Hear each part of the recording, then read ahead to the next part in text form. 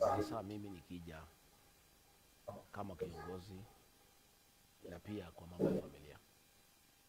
Mimi naheshimu familia sana, na unajua mwaka uliopita tulianza kutafutana familia na tukasema tutafute makazins wetu, kwa sababu sisi ni watu moja, tunaongea lugha inaingiana, utamaduni wetu ni unafanana, mila zetu na desturi zinafanana.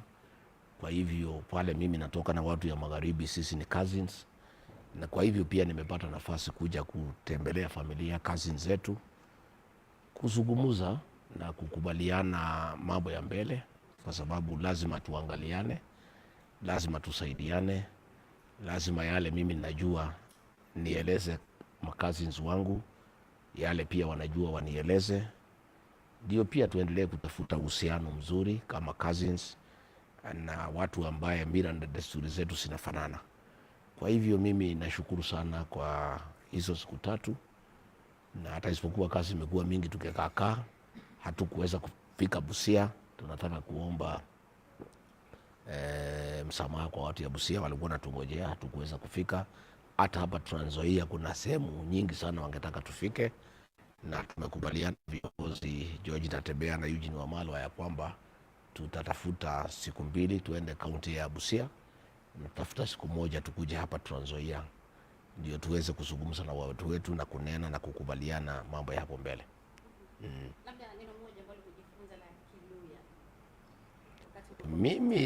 Mimi ni mtu ya hapa. Unajua zamani nikiwa kijana mdogo niliweza kukaa pale kwa Banyala, pale naitwa Navaholo.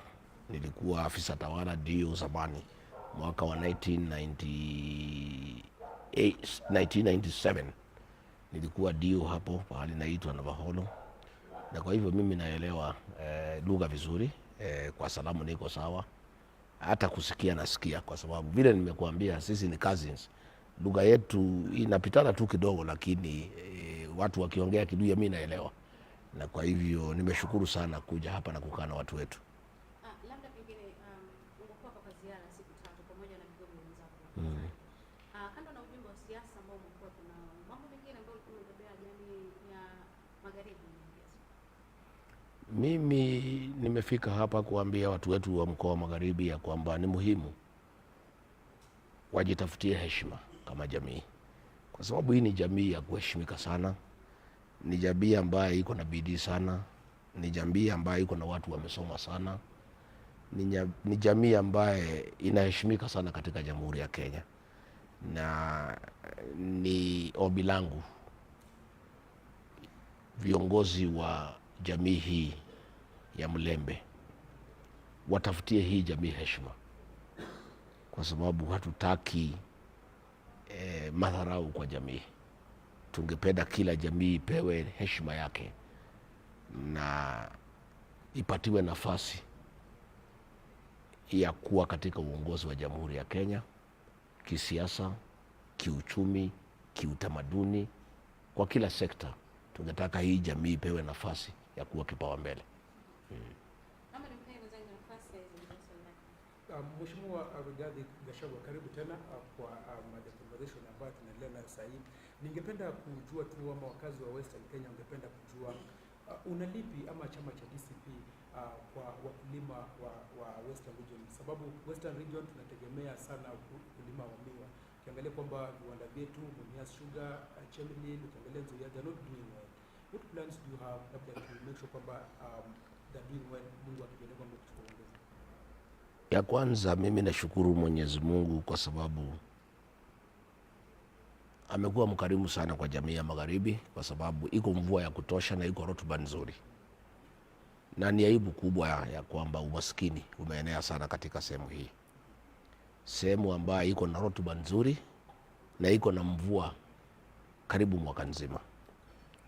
Lakini hii ukulima wa miwa umefanya wakulima wa Magharibi kuwa watumwa, na unapata wakulima pale katika sugar belt ya Mumias, ya Nzoia, pale West Kenya, pale Kabras, wako na maekali mingi sana ya miwa, lakini umasikini uko juu sana, kwa sababu zile mafaktoria imefinyilia wakulima kwa miaka mingi sana, na ndio nilikuwa naambia watu ya hapa ya kwamba mimi nilikuweko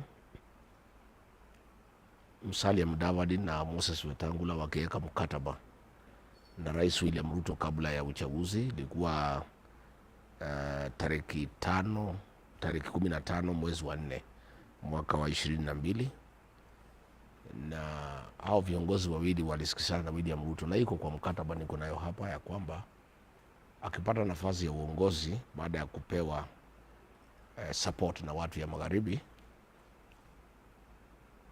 atarekebisha upya factory ya Mumias na ile ya Nzoia, kununuliwe mashini mpya ya diffuser na zile zingine za kisasa, madeni yote ya wakulima ilipwe, madeni ya wafanyikazi ilipwe, na wakulima waweze kupata haki yao na wakule jasho yao. Na ni aibu kubwa sana ya kwamba hiyo haikuwezekana, hiyo mkataba hukutimizwa, na badala yake hizo kampuni ziliuziwa Wahindi, na hii Wahindi sio wenye kununua. Hawa ni wale wanaitwa proxy. Wenye kununua ni watu wakuu sana ndani ya serikali. Wafanyikazi wa Nzoia na Mumias wangali wanahangaika, wakulima wangali wanahangaika. Wiki mbili iliyopita bei ya miwa ilishuka kutoka 6,500 kwa tani mpaka 5,500. Katika finance bill imekuja, kuna mabadiliko imefanywa juu ya transport ya miwa ambayo itafanya transport iende juu, na hiyo gharama itasukumiwa mkulima. Mimi nikipata nafasi ya uongozi katika Jamhuri ya Kenya, jambo la kwanza ni hizo faktoria mbili ya Mumias Sugar na Nzoia ambayo imepatiwa watu binafsi, serikali yangu itaelegesha kwa wakulima. Hasa ukijua iko nuclear estate kubwa sana pale Mumias na pale Nzoia. Hiyo ni mali ya watu wa Bungoma na watu ya Kakamega. Na ukiangalia ile bei, hiyo shamba imekodishwa kwa miaka 30. Hiyo ni unyang'anyifu, ni kuibia wakulima mchana, kwa sababu ile bei imewekwa ya kukodisha hayo mashamba kwa miaka 30 iko chini sana. Kwa hivyo niseme kitu ya kwanza ni kulegesha hizo faktoria mbili kwa wakulima wa Mumias na wale wa Nzoia. Number 2 ni kujaribu kuongea na wakulima pia wafanye kitu naitwa diversification. Wasilime miwa peke yake.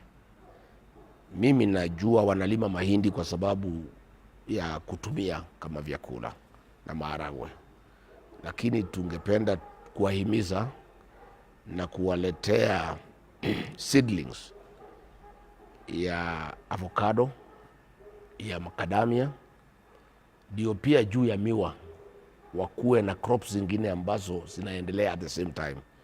Unajua miwa inakaa sana, utakuta ile miwa saa ingine imechelewa, ile plant ya kwanza saa ingine inachukua 24 months na mkulima anangoja. Ratoon 1 inachukua karibu mwezi 18. Ratoon 2 inachukua karibu mwezi 14, mwezi 12. Hiyo ni muda mrefu sana mkulima akiwa amengoja, na anakula, ako na watoto na wasomesha, ako na mahitaji ya kila siku.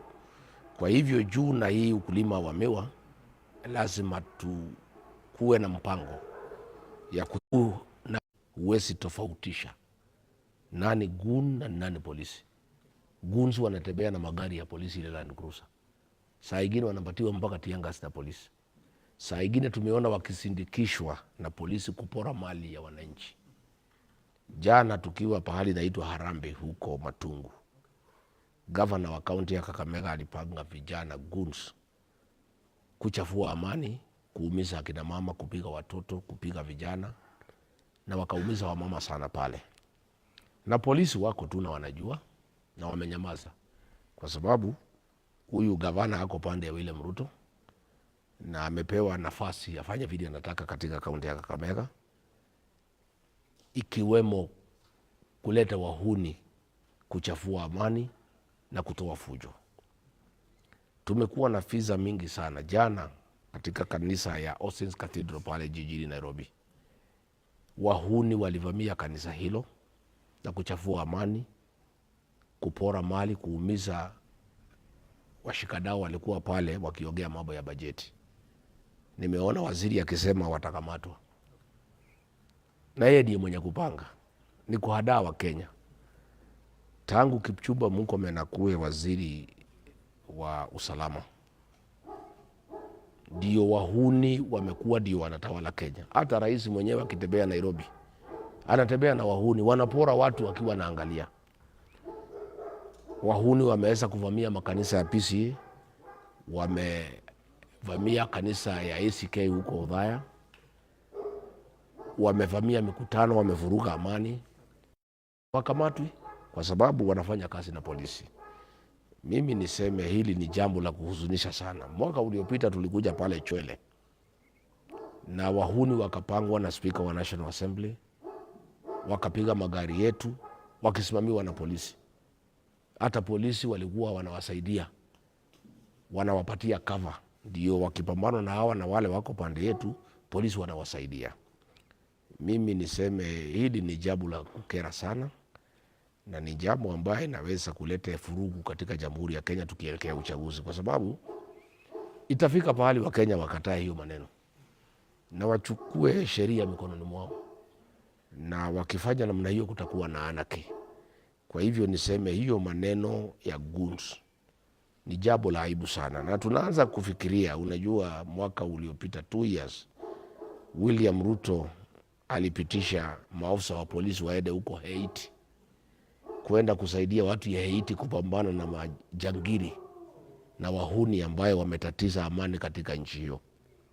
Lakini inaonekana hawakuwa wameenda kusaidia watu ya Haiti, wanaonekana walienda ile kitu inaitwa benchmarking, ndio waelewe jinsi ya kufanya kazi na goons.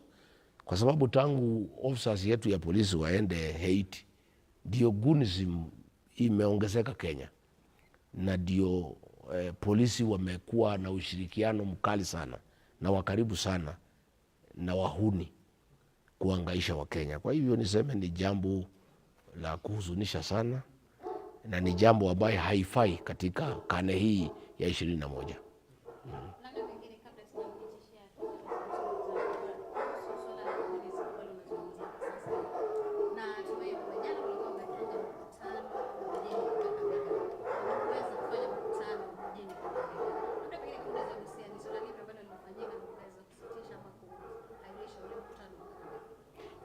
Burudia tena hizo. Na ule mkutano ambao ulikuwa mfanye mjini Kakamega. Ndio. Hamkuweza kufanya jana. Ndio. Labda pengine kitu kipi ambacho kilifanya hamkuweza kuwa na ule mkutano? No, unajua tulikuja siku ya Ijumaa tukafanya mkutano pale Luanda ambaye ulifana sana. Tukatoka hapo tukaenda pale Kisa East, pahali ambako chama changu cha DCP ilishinda uchaguzi mdogo, na Mheshimiwa Aduda akakuwa MCA wa kwanza wa DCP katika kaunti ya Kakamega. Tukafanya mkutano hapo, ndio tukatoka hapo tukaenda Malava tukafanya mkutano, na tukafanya mikutano ingine 2 tukimaliza usiku sana. Tulikuwa tumepanga mkutano kubwa sana katika mji wa Kakamega ambaye ndio headquarter